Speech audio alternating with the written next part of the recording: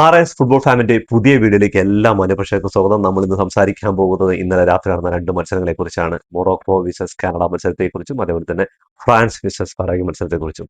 അപ്പോൾ ആദ്യ മത്സരം തന്നെ നമുക്ക് ഫ്രാൻസ് വിസസ് പരാഗ്വേ മത്സരത്തിലേക്ക് തുടങ്ങാം. എന്താ പറഞ്ഞാൽ ചൂടായിട്ട് എന്നുള്ള കാര്യം തന്നെ.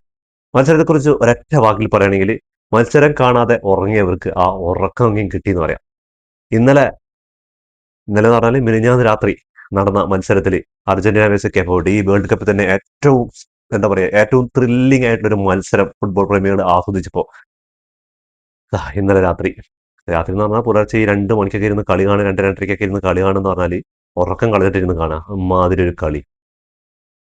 ആകെ ഒരേ ഒരു ഗോള് പെനാൾട്ടിയിലൂടെ ഫ്രാൻസ് പരാഗ്വെയെ പരാജയപ്പെടുത്തി അടുത്ത റൗണ്ടിലേക്ക് കയറിയിരിക്കുകയാണ്. നമ്മൾ പ്രതീക്ഷിച്ചതൊന്നുമല്ല. ഫ്രാൻസിൽ നിന്ന് ഈ കളി ഒന്നും നമ്മൾ പ്രതീക്ഷിച്ചിരുന്നത് ഫ്രാൻസിൽ നിന്ന് ഒന്നില്ലെങ്കിൽ ഗോൾഡി മേളം, ഗോള് പരാഗ്വെക്കെതിരെ അടിച്ചു കൂട്ടുന്നുള്ളൂ, അല്ലെങ്കിൽ പരാഗ്വെയുടെ ഒരു അട്ടിമറി. ഇത് രണ്ട് പ്രതീക്ഷയിലാണ് ഫുട്ബോൾ പ്രേമികൾ കാണുന്നത്. ഒരു ഭാഗത്ത് ഡിഫൻസീവ് ഫുട്ബോളിന്റെ ഏറ്റവും അങ്ങേയറ്റം ഫ്രാൻസിന്റെ ഭാഗത്ത് നോക്കി കഴിഞ്ഞാൽ ഗോൾ അടിക്കണം, അവർക്ക് ജയിക്കണം എന്നൊന്നുമില്ല. ഇന്നലെ അർജന്റീനയെ കുറെ പേര് കുറ്റം പറയേണ്ടത്, അതിനേക്കാളും എത്രയോ മോശമായ കളിയാണ് ഫ്രാൻസ്. അവസാനം ഒരു 70-80 മിനിറ്റ് വരെയൊക്കെ 2 ഓൺ ടാർജറ്റ് ആണ് ഫ്രാൻസിന്റെ ഭാഗത്തുണ്ടായിരുന്നതാണ്. പിന്നെയും ഡിസൈഡ് ഇറങ്ങിയ ശേഷമാണ് ആ ഒരു പെനാൾട്ടി കിട്ടുന്നതും അതിനുശേഷം കുറച്ച് കളി ഇമ്പാക്ട് ഉണ്ടാവുന്നത്. ഒലീസയും അതേപോലെ തന്നെ ബാർക്കോളയും ഡെംബലിയും എംബാപ്പയൊക്കെ ഫസ്റ്റ് സ്റ്റാർട്ടിങ്ങിൽ ഉണ്ടായിട്ടും അതേപോലെ തന്നെ അറ്റാക്കിങ്ങിൽ ഉണ്ടായിട്ടും ഫസ്റ്റ് ഹാഫിൽ ആകെ 2 ഓൺ ടാർജറ്റുകളാണ് ഫ്രാൻസിന്റെ ഭാഗത്തുണ്ടായ കാര്യമാണ്. എടുത്ത് പറയേണ്ട കാര്യം ഇല്ല. എന്താ പറഞ്ഞാൽ അവര് 70 മിനിറ്റിന് പെനാൾട്ടി കിട്ടി ഒരു ഗോളിന് പുറകിലായിട്ടും അവർക്ക് ജയിക്കണമെന്നോ ഇനി ഒരു ഗോൾ അടിച്ച് സമനില നേടണമെന്നോ ഒന്നുമില്ല. എന്താ പറഞ്ഞാൽ ഫ്രാൻസിന്റെ കൂടെ 1-0 പരാജയപ്പെട്ടാലും വലിയ കുഴപ്പമില്ല എന്നുള്ള മെന്റാലിറ്റിയിലാണുള്ളത്. അതോ അവരുടെ കോച്ച് പറഞ്ഞിട്ടുണ്ടാവും ഇനിയിപ്പോ നിങ്ങൾ അവരുടെ കൂടെ ഗോളൊന്നും വഴങ്ങാതിരുന്നാൽ മതി, ഗോൾ അടിക്കണം എന്നുള്ള കാര്യം പറഞ്ഞിട്ടില്ല. അതുകൊണ്ട് ഗോള് വഴങ്ങരുതെന്ന് മാത്രമേ പറഞ്ഞിട്ടുള്ളൂ. ബാക്കി ആരും ചിലപ്പോൾ അത് ബാക്കിയുള്ള കാര്യങ്ങൾ കേട്ടിട്ടുണ്ടാവില്ല. അമ്മാതിരി കളിയോട് ശരിക്കും ഉറക്കം പോയി എന്ന് പറയാം. ഉറക്കം പോയി എന്ന് പറഞ്ഞാൽ ഈ ഗ്രൂപ്പ് സ്റ്റേജ് ഘട്ടത്തിൽ തന്നെ ഏറ്റവും മോശമായിട്ടുള്ള ഒരു കളി എന്ന് പറഞ്ഞാൽ അത് എന്റെ അഭിപ്രായമാണ്. നിങ്ങളുടെ അഭിപ്രായങ്ങൾ കമന്റ് ബോക്സിൽ രേഖപ്പെടുത്തുക. ചിലപ്പോൾ ഇതിൽ ഏതൊരു അഭിപ്രായങ്ങളുണ്ടാവും. പിന്നെ എനിക്ക് ഈ കളി അങ്ങോട്ട് കഴിഞ്ഞപ്പോൾ ഈ കളിയെക്കുറിച്ച് ഒരൊറ്റ വാക്കിൽ ഒരു ഉത്തരം പറയാന്ന് പറഞ്ഞാൽ, ഒരു ഡെഫിനിഷൻ കൊടുക്കാന്ന് പറഞ്ഞാൽ, ഈ കിലുക്കൻ സിനിമയിൽ രേവതി പറയുന്ന ഡയലോഗ് ഉണ്ടല്ലോ, ജ്യോതിയും വന്നില്ല, തീയും വന്നില്ല, ഒരു മണ്ണാങ്കട്ടിയും വന്നില്ല. അതാണ് ഫുട്ബോൾ പ്രേമികൾക്ക് ഉണ്ടായത്. നമ്മൾ ഒട്ടും പ്രതീക്ഷിക്കാത്ത ഒരു റിസൾട്ടാണ്. എന്താ പറയുന്നത്, ഒന്നില്ലെങ്കിൽ ഇങ്ങനെ ഒരു പരിപാടി, ഏത് ഫ്രാൻസ് അതിഗംഭീരമായിട്ടൊരു 3-4 ഗോളിന് പരാഗ്വെയെ പഞ്ഞിക്കിട്ട, അല്ലെങ്കിൽ 1-2 ഗോള് ചുരുങ്ങിയത് നല്ലൊരു കളി ഫ്രാൻസിന്റെ ഭാഗത്ത് ഉണ്ടാവുന്നതാണ്, അല്ലെങ്കിൽ പരാഗ്വെ ഒരു അട്ടിമറി. ഇത് അട്ടിമറി ഉണ്ടാവുന്നൊക്കെ ആ ഫസ്റ്റ് ഹാഫ് വരെയൊക്കെ കണ്ടപ്പോൾ നമുക്ക് തോന്നി സെക്കൻഡ് ഹാഫിൽ ചിലപ്പോൾ ഒരു അട്ടിമറി. പക്ഷെ അപ്പോഴും ഫ്രാൻസ് ഗോൾ അടിക്കുന്നത് നമ്മളൊക്കെ ധാരണ. പക്ഷെ ആ ഒരു പെനാൾട്ടിക്ക് വേണ്ടിയിട്ട്, ആ ഒരു പെനാൾട്ടി കിട്ടിയ ശേഷം ഫ്രാൻസിന് 1-2 ചാൻസ് ഒക്കെ ഉണ്ട്. ആകെ ടോട്ടൽ കളി കഴിഞ്ഞപ്പോൾ 15 ഷോട്ട് അടിച്ചിട്ട് 5 ഓൺ ടാർജറ്റ് ആണ് ഫ്രാൻസിനെ പോലെ ഒരു ടീമും. അത് ഇമാതിരി അറ്റാക്കിംഗ് ട്രൈവുള്ള ഡിസൈഡ് വരുന്നുണ്ട്, ഡെംബലെ സബ്സ്റ്റിറ്റ്യൂട്ട് ചെയ്യുന്നുണ്ട്, അതേപോലെ തന്നെ ചെറുക്കി വരുന്നുണ്ട്. അതേപോലെ ഇന്നത്തെ കാമവിംഗ ഇന്ന് കളിക്കാനില്ല, അതിന് പകരം കോണ ചങ്ങായുടെ കളി ഗംഭീരമായിരുന്നു. ആളാണ് 1-2 ഓൺ ടാർജറ്റിൽ ഫസ്റ്റ് ഹാഫിൽ അടിക്കുന്നത്. എന്താണത് കളി? ഇതാണ് നോക്കൗട്ട് റൗണ്ട്. ഡിഫൻസീവ് ആണ് അവര്. പിന്നെ കളിയിൽ അടിപിടിന്റെ കാര്യം പറയേ വേണ്ട. എന്തുകൊണ്ടാണ് റെഡ് കാർഡൊന്നും റഫറി കൊടുത്തില്ല എന്നുള്ള ചോദ്യം ബാക്കി നിൽക്കുകയാണ്. എമ്മാതിരി ഫൗളുകൾ. ഇവര് പരകന്റെ അറിയാലോ, ലാറ്റിൻ അമേരിക്കൻ ശൈലിയാണ്. അവര് പ്രൊവോക്ക് ചെയ്യും ഭയങ്കരമായിട്ട്. അതിന് വീണ് പോകാൻ ഈ ഫ്രാൻസും നുള്ളി പിച്ചി തള്ളി പറഞ്ഞിട്ട് വീഴും ഫൗളുകളും. അതേപോലെ തന്നെ എൻ്റെ ഒരു കാഴ്ചപ്പാടിൽ മൊത്തത്തിൽ ഫ്രാൻസിന് അനുകൂലമായിട്ടാണ് റഫറിയുടെ പല ഫൗളുകളും. 50-50 ചാൻസ് ഉണ്ട്. അതേപോലെ ചില ഫൗളുകളൊന്നും ഫൗളുകളെ അല്ല, അതിനൊക്കെ ഫൗളുകൾ വിളിച്ചിട്ടുണ്ടായിരുന്നു. അതൊക്കെ എൻ്റെ ഭാഗത്തുനിന്ന് നോക്കിയപ്പോൾ, എൻ്റെ വ്യൂവിൽ നോക്കുമ്പോൾ അതൊന്നും കുറച്ചുകൂടെ ഫ്രാൻസിന് ഫേവറായിട്ട് ഉണ്ടായത്. എന്നിട്ടും ഫ്രാൻസിന്റെ ഭാഗത്തുനിന്ന് കളി 2 വിങ്ങുകളിലൂടെ കൊണ്ടുപോകുന്നുണ്ട്, അവരുടെ അറ്റാക്കിൽ തട്ടി തിരിച്ച് ബോൾ വരുന്നുണ്ട്. ഇന്ന് ഇവന്മാരായിട്ട് അറ്റാക്ക് ചെയ്യാന്ന് പറഞ്ഞാൽ ഒരാൾ ബോൾ കിട്ടിക്കഴിഞ്ഞാൽ അവൻ മാത്രം, ആ ഒരു പ്ലെയർ മാത്രമേ ഉള്ളൂ. അത് പോകുന്നത് 4 ഡിഫൻഡർമാരുടെ അടുത്ത്. ഫ്രാൻസിന്റെ 4 ഡിഫൻഡർമാരുടെ അടുത്ത് ഈ ഒരു പ്ലെയർ പോകുന്നു. പിന്നെ ഒരു പാസ് ഇട്ട് കൊടുക്കാനൊന്നുമില്ല, അവിടെ വെച്ച് കളി അവസാനിപ്പിക്കണം. അങ്ങനെ ആ ഒരു പെനാൾട്ടി വിളിച്ച് എന്നെ കേൾക്കണം. പെനാൾട്ടി ഡിസൈഡ് ചെയ്യാൻ ഫൗൾ ചെയ്യുന്നുണ്ട്. എൻ്റെ ഒരു ഇതിൽ 50-50 ചാൻസ് തന്നെയാണ്. പക്ഷെ അത് ടച്ച് ഉണ്ട്. ആ ടച്ചിന് മുമ്പ് തന്നെ ഡിസൈഡ് കാലിൽ നിന്ന് ബോൾ പോയിട്ടുണ്ട്. ഡിസൈഡ് ഡൈവ് സ്റ്റാർട്ട് ആയിട്ടുണ്ട്. അടുത്തൊരു സ്റ്റെപ്പ് സ്റ്റാർട്ട് ചെയ്തിട്ടുണ്ട്. അത് എൻ്റെ ഒരു വ്യൂവിലാണ്. ഇനിയിപ്പോൾ അറിയുന്നവർ കമന്റ് ബോക്സിൽ കമന്റ് കയറും. അത് കഴിഞ്ഞ് ബോള് ഫ്രാൻസിന്റെ ഒരു കൗണ്ടർ കൊണ്ട് ഫ്രാൻസിന്റെ പെനാൾട്ടി ബോക്സ് വരെ എത്തുന്നുണ്ട്. പരാഗ്വെയുടെ ഒരു കൗണ്ടർ കൊണ്ട് അത് അവിടെ പോയിട്ട് അവിടെ ഒരു സലീബയുടെ ഒരു ഡിഫൻസീവായിട്ടൊരു ഇത് ടാക്കിൾ ചെയ്തിട്ട് ആ ബോൾ റിക്കവർ ചെയ്യുന്നുണ്ട്. ആ സമയത്താണ് റഫറി വാർ ചെക്ക് ചെയ്തിട്ട് ആ പെനാൾട്ടി, ഏകദേശം ചിലപ്പോൾ 1 മിനിറ്റോളം ആ ഒരു കളി പോയിട്ടുണ്ട്. അതുവരെ ഒന്നും റഫറി ആ ഒരു വാറിനോ ചെക്ക് ചെയ്യാനൊന്നും എടുത്തില്ല. അത് വലിയ അപ്പീലുകൾ ഉണ്ടായിരുന്നു, പക്ഷെ ഒന്നും ശ്രദ്ധിച്ചില്ല, അങ്ങനെ പോയിട്ടുണ്ടായിരുന്നു. പിന്നെയാണ് വാർ ചെക്ക് ചെയ്ത്, വാർ ചെക്ക് ചെയ്യാൻ വേണ്ടി പോയി പെട്ടെന്ന് ആ ഒരു ഫസ്റ്റ് റീപ്ലേ കാണിച്ചുള്ളൂ. അതിനുശേഷം വേറെ റീപ്ലേ ഒന്നും ഉണ്ടായിരുന്നില്ല. അത് കാണിച്ചു, അത് പെനാൽറ്റി കൊടുത്തു, പെനാൽറ്റി. എന്നാലെങ്കിൽ ഞാൻ വിചാരിച്ചു പരോഗ്യ കളിയിലേക്ക് തിരിച്ചു വരും. അവസാനം ചെറിയ ഒന്ന് രണ്ട് അറ്റംപ്റ്റ് ഒക്കെ ഉണ്ടായിരുന്നു. ആകെ 2 ഓൺ ടാർഗറ്റുകളും ഉണ്ടായിരുന്നു. പരോഗ്യയുടെ ഭാഗത്ത് നോക്കി കഴിഞ്ഞാൽ അപ്പോഴും ഡിഫൻസീവായിട്ട് അവർ പിന്നെയും ഗോൾ വഴങ്ങരുത് എന്നുള്ളതാണ്. മത്സരം അവസാനിക്കാൻ 3-4 മിനിറ്റുള്ള സമയത്തും അവര് ഡിഫൻസിൽ അവരുടെ 4 ആൾക്കാർ. എനിക്ക് തോന്നുന്നു കോച്ച് ടാക്ടിക്സിൽ ഹാഫ് ടൈമിന് പോയപ്പോൾ, അല്ലെങ്കിൽ ആ ഒരു ഡ്രിങ്ക്സ് ബ്രേക്കിന് പോയ സമയത്തോ പറഞ്ഞു കൊടുക്കണ്ടായിരുന്നു ഇനി പോയി അറ്റാക്ക് ചെയ്യുന്നു. ഞാൻ വിചാരിച്ചു അവസാനത്തെ ആ ഒരു കോർണർ കിട്ടിയപ്പോൾ 97-ാം മിനിറ്റിൽ അങ്ങനെ തോന്നുന്നുണ്ട്. ആ ഇപ്പൊ കിട്ടിയപ്പോൾ ഗോൾ കീപ്പർ അടക്കം വരുന്നതാണ്. ഗോൾ കീപ്പറും ഇല്ല, ആ ഡിഫൻഡർമാർ 3-4 ആൾക്കാർ അവിടെ തന്നെ ഉള്ളത്. അപ്പോൾ എന്താ പറയുക, വേൾഡ് കപ്പിൽ ഏറ്റവും വേസ്റ്റ് ആയിട്ടുള്ള ഒരു മത്സരം നടന്നു എന്ന് പറഞ്ഞാൽ ഇത് തന്നെയാണ്. ഇതിൽ കൂടുതലൊന്നും പറയാനില്ല. ഇന്നലെ കുറെ പേര് പറയും നല്ല അസല്, ഇന്നലത്തെ മത്സരത്തെ കുറിച്ച് അത് അസലല്ല എന്ന് പറയുന്നവര്.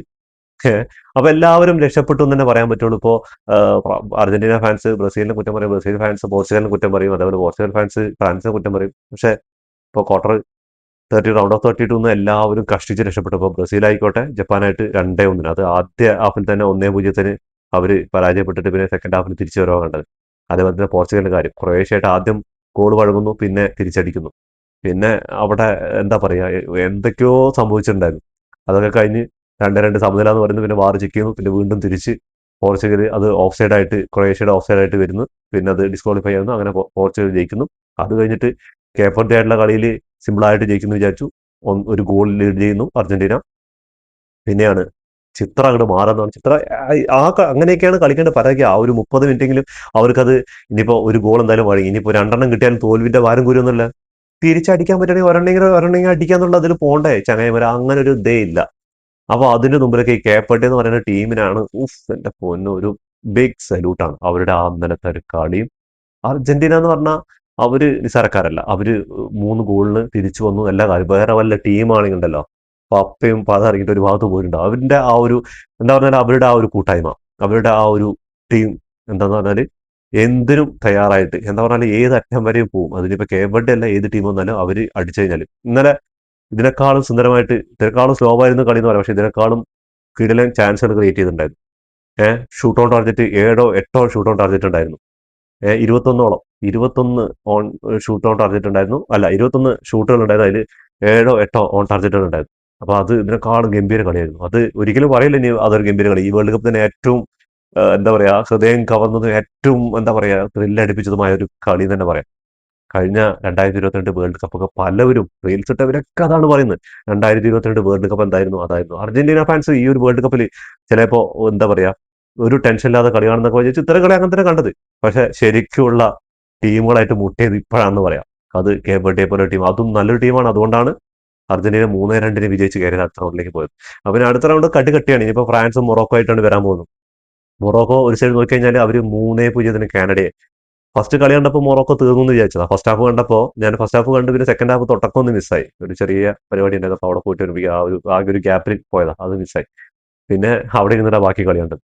നോക്കുമ്പോൾ ഫസ്റ്റ് ഹാഫിൽ കാനഡയുടെ ഗംഭീര പെർഫോമൻസ്, അത് നമ്മുടെ ഗോൾ കീപ്പറായ യാസിന്റെ മുന്നിൽ ആണ് കാനഡ മുട്ടുമടക്കിയത്. അതേപോലെ നല്ല ഡിഫൻസും ചെയ്തിട്ടുണ്ടായിരുന്നു. എമ്മാതിരി ബോൾ പൊസിഷനും കാര്യങ്ങളും, അതേപോലെ പാസുകളും, അതേപോലെ എല്ലാം കൊണ്ടും മൊത്തത്തിൽ കാനഡ അങ്ങോട്ട് എന്താണ് ആ ഒരു ഫസ്റ്റ് ഹാഫ് എടുത്തു. പക്ഷെ സെക്കൻഡ് ഹാഫിൽ മൊറോക്കോ മെല്ലെ മെല്ലെ പതിയെ കൗണ്ടറുകളും കാര്യങ്ങളൊക്കെ എടുത്ത് എല്ലാ ഫസ്റ്റ് ഗോൾ സ്കോർ ചെയ്യുന്നു. രണ്ടാം സ്കോർ സ്കോർ ചെയ്തതോടുകൂടി കാനഡ അതിന് ചിത്രത്തില്ല, കാനഡ കളി വിട്ടു. അങ്ങനെ 3 ഗോളിനാണ് അവർ വിജയിക്കുന്നത്. അപ്പൊ ഫ്രാൻസും മൊറോക്കോ തമ്മിലുള്ള തീപ്പാറിയ പോരാട്ടത്തിൽ നമ്മൾ കാത്തിരിക്കുന്നു. ഒരു രക്ഷയില്ലാത്ത മത്സരമായിരിക്കും. ഇതില് എന്തായാലും ഗോളുകൾ 2 ടീമും അടിക്കും. അതേപോലെ തന്നെ 2 നല്ല ഫൈറ്റുകൾ ഉണ്ടാവും, അതിൽ യാതൊരു സംശയമില്ല. അപ്പോ ആ ഒരു മത്സരത്തിൽ ആരായിരിക്കും മറികടന്ന് സ്പെയിൻ വേഴ്സസ് പോർച്ചുഗൽ മത്സരത്തിൽ എതിരാളികൾ നേരിടാൻ നിങ്ങൾ കമന്റ്. അല്ല, സ്പെയിൻ വേഴ്സസ് എതിരാളികൾക്ക് വേറെ ഒരു എതിരാളികൾ കൂടി വരുന്നുണ്ടല്ലോ അല്ലെ. അത് കഴിഞ്ഞിട്ടാണ് അവരിൽ ജയിച്ചവരാണ് ഫ്രാൻസ് വേഴ്സസ് മൊറോക്കോ ആയിട്ടുള്ള, സോറി. അപ്പൊ അങ്ങനെ സംഭവിക്കാം. അപ്പൊ എന്തായാലും കാത്തിരുന്ന് കാണാം. ഈ ഒരു സിറ്റുവേഷനിൽ പോയിക്കൊണ്ടിരിക്കുന്ന സമയത്താണ് ഫസ്റ്റ് ഹാഫിൽ തന്നെ സൈബാരിക്ക് പരിക്ക് പറ്റിയിട്ട് ആള് കളം വിടുകയാണ്, പകരക്കാരനായിട്ട് സബ്സ്റ്റിറ്റ്യൂട്ട് ഒക്കെ ചെയ്യണം. ആ സമയത്ത് അപ്പോൾ ശരിക്കും മൊറോക്കോയ്ക്ക് പണിയാവുമെന്ന് വിചാരിച്ചു. പക്ഷെ പകരക്കാരനായിട്ട് വന്നവൻ ചങ്ങായി ഗോളടിച്ച്. ഗംഭീര പെർഫോമൻസ് ആശാന്റെ ഭാഗത്തുനിന്ന് സെക്കൻഡ് ഹാഫിൽ. അങ്ങനെ 2 ടീമുകളും അങ്ങനെ മൊറോക്കോ ആധികാരികമായിട്ടും ഫ്രാൻസ് കഷ്ടിച്ചും അടുത്ത റൗണ്ടിലേക്ക് കയറിയിരിക്കുകയാണ്. ഫ്രാൻസിൽ നിന്ന് ഇതല്ല പ്രതീക്ഷിച്ചത്. ഫുട്ബോൾ ഫാൻസുകാരായി ഞങ്ങൾ ഇതല്ല പ്രതീക്ഷിച്ചത്. അപ്പൊ നമുക്ക് ഇവരുടെ സ്റ്റാറ്റിസ്റ്റിക് ഒന്ന് പോകാം. ആദ്യം നമുക്ക് ഫ്രാൻസ് vs പരാഗ്വെ മത്സരത്തെ കുറിച്ച് സ്റ്റാറ്റിസ്റ്റിക് എന്ന് കഴിഞ്ഞാൽ 5 ഷോട്ടുകളാണ് പരാഗ്വെ എടുത്തിട്ടുള്ളത്. അതിൽ ഒരെണ്ണം മാത്രം ഓൺ ടാർഗറ്റിലേക്ക് വന്നത്. അത് ഗോൾ കീപ്പർ ഗംഭീരമായിട്ട് സേവ് ചെയ്തു എന്നുള്ളത്. കളിയുടെ അവസാനം ഏതൊരു 5 മിനിറ്റ് ബാക്കിയുള്ള സമയത്താണ്. അതും വലിയ ഇമ്പാക്ട് ഉണ്ടാക്കുന്ന ഒരു കിക്കൊന്നല്ല, നോർമലായിട്ടൊരു കിക്കായിരുന്നു. 15 ഷോട്ടുകളാണ് ഫ്രാൻസ് എടുത്തത്. അതിൽ 5 എണ്ണം മാത്രമാണ് ഓൺ ടാർഗറ്റിലേക്ക് വന്നിട്ടുള്ളത്. 24% മാത്രം പരാഗ്വെയുടെ ഭാഗത്ത് പൊസിഷൻ ഉണ്ടായിരുന്നുള്ളൂ. അവര് കുറച്ചെങ്കിലും ഈ ഒരു മത്സരം അടുത്ത റൗണ്ടിലേക്ക് കടക്കണമെന്ന് ആഗ്രഹമായിട്ട് കളിച്ചിരുന്നെങ്കിൽ ഇത്രമാത്രം ഡിഫൻസീവായിട്ട് ഗോൾ ചെയ്യുന്ന സമനിലയിൽ ഫ്രാൻസിനെ പോലെ ഒരു ടീമിനെ 90+30 മിനിറ്റ് പിടിച്ചു നിർത്തുക എന്ന് പറഞ്ഞാൽ വലിയ പണി തന്നെയാണ്. അത് 90 മിനിറ്റുകൊണ്ട് നിങ്ങളൊരു ഗോൾ അടിച്ചിരിക്കണം. അതിനുള്ള പണി എന്തെങ്കിലും എടുത്തിരിക്കണം, കേപ്പ് വെർഡെയൊക്കെ ഇന്നലെ കളിച്ച പോലെ. അപ്പോൾ അതും കേപ്പ് വെർഡെ 1-0 പുറകിൽ പോയ ശേഷം ഒന്ന് ആലോചിക്കണം. 175 പാസുകൾ ഒരു ഫുട്ബോൾ ടീം, ഒരു ഡിഫൻസീവായി കളിച്ച ടീം 175. എന്താ പറഞ്ഞാൽ ഈ ഇവരുടെ ഡിഫൻസീവായി കിട്ടുന്ന അടിച്ച് കളയണം, അല്ലാതെ ബോൾ പാസ് ചെയ്തിട്ട് പൊസിഷൻ കീപ്പ് ചെയ്യണം, അങ്ങനെയുള്ള പരിപാടികളൊന്നുമില്ല. ഈ ലോ ബ്ലോക്ക് നിന്നിട്ട് ആ ബ്ലോക്കിൽ നിന്ന് അടിച്ചങ്ങോട്ട് വിടാം. ഇത് നേരെ പോയിട്ട് ഫ്രാൻസിന്റെ കാലിൽ നിന്ന് പിന്നെ കഴിഞ്ഞില്ല. ആ ഒരു പാസ് അവിടെ തീർന്നു. ഫ്രാൻസിന്റെ ഭാഗത്ത് നോക്കി കഴിഞ്ഞാൽ 553 പാസുകൾ കംപ്ലീറ്റ് ചെയ്യുന്നു. പാസിംഗ് അക്രോസ് നോക്കി കഴിഞ്ഞാൽ വെറും 57% മാത്രമേ ഉള്ളൂ പരാഗ്വെയുടെ ഭാഗത്ത്. അവിടെ നോക്കുക 90% ഉണ്ടായിരുന്നു. 12 ഫൗളുകൾ കമ്മിറ്റ് ചെയ്തപ്പോൾ അവിടെ ഫ്രാൻസിന്റെ ഭാഗത്ത് 11 ഫൗളുകൾ കമ്മിറ്റ് ചെയ്തിട്ടുണ്ടായിരുന്നു. 2 കോർണേഴ്സ് ആണ് പരാഗ്വെക്ക് വീണത്. അത് ഏകദേശം ഇഞ്ചുറി ടൈമിലാണ് തോന്നുന്നുണ്ട്.